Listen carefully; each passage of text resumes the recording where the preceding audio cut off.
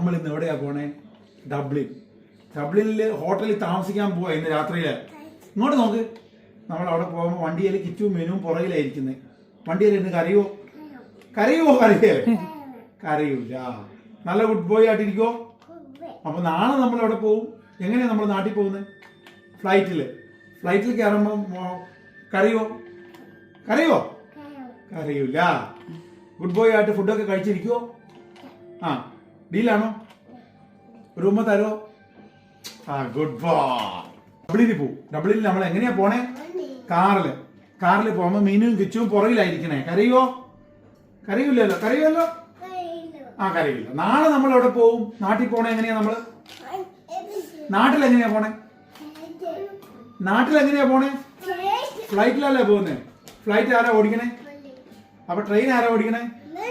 അപ്പൊ ഡ്രൈവർ ആരാ? ബസ്സൊക്കെ ഓടിക്കണേയാണോ? ആ, ഗുഡ് ബോയ്. അപ്പൊ ഡീലാണോ?